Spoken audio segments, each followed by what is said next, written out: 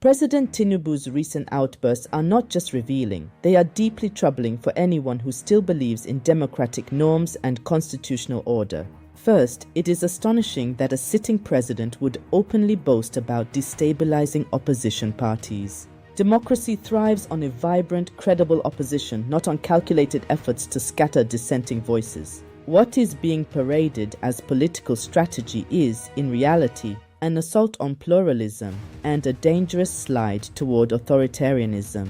Second, the suggestion, implicit or otherwise, of a desire for perpetual rule is both reckless and unconstitutional. Nigeria is not a monarchy, nor is it a personal enterprise to be done over and over again at will. Leadership in a democracy is a mandate, not an entitlement. Any rhetoric that hints at life presidency should alarm every citizen, regardless of political affiliation. Third, the attempt to redefine the opposition landscape to suit a narrow narrative only underscores a deeper insecurity. Nigerians are not fooled.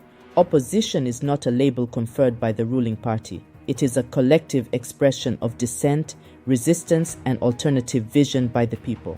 Fourth, while the administration continues to rebrand its policies under lofty slogans, the lived reality of Nigerians tells a different story.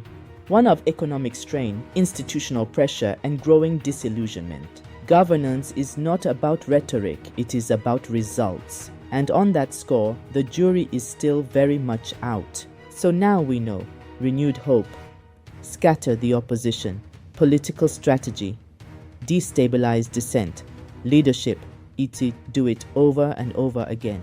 President Bola Ahmed Tinubu didn't just miss the point, he announced it. Nigeria didn't vote for a recycling plant for power. We voted for accountability, competence, and relief. At this rate, the slogan might as well be APC, Renewing Hopelessness Term. Nigeria deserves leadership that unites rather than divides, that strengthens institutions rather than undermines them, and that respects the limits of power rather than testing them. Anything less is a disservice to the nation.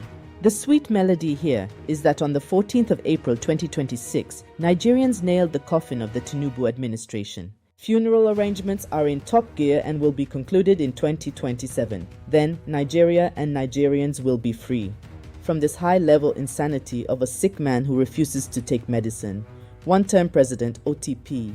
Tinubu needs time away with his doctors peradventure. They could help him to recollect who he really is, because he bears no resemblance to our Muhammadu Buhari, a man he detected,